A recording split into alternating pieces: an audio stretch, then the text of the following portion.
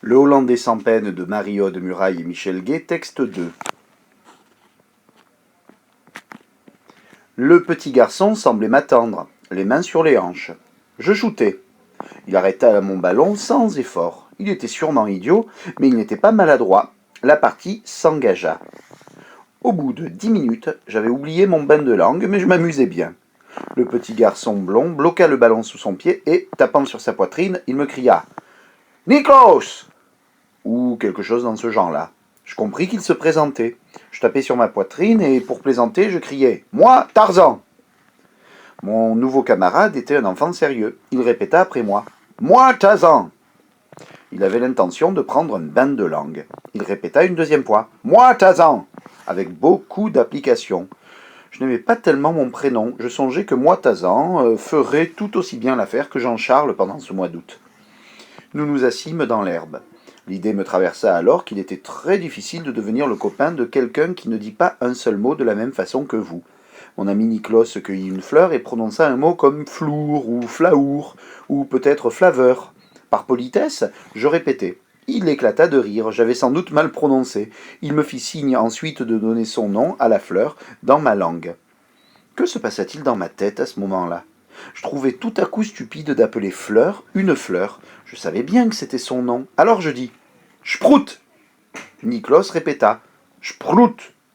C'était sûrement un bon élève à l'école. Je secouai la tête pour lui indiquer qu'il prononçait mal. Je rectifiai « Sprout !» Et Niklos répéta. Pris soudain d'une véritable folie, je lui montrai un arbre. « Traben !»« Traben !» dit Niklos. Puis, pour ne pas perdre le vocabulaire fraîchement acquis, il récapitula. « Sprout ! Traben !» Je fis bravo en tapant dans mes mains. Puis je lui désignai notre toile de tente. « Shrapati !»« Shrapati !» fit Niklos, élève docile.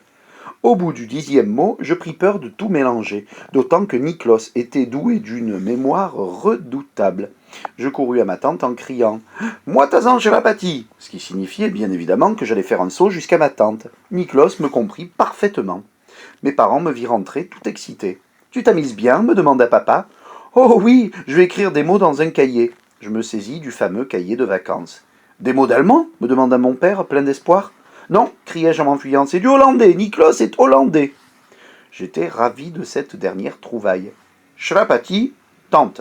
Traben, arbre. Sprout, fleur. Le lendemain après-midi, j'avais déjà recouvert 6 feuilles de mon cahier de vacances avec un lexique franco-hollandais. Comme j'étais un excellent professeur, Niklos progressait très vite. En fin de journée, nous avions presque de petites conversations. Je disais « Moi Tazan Gaboum Shlouyas », ce qui voulait dire « Moi Tazan aimait mère ».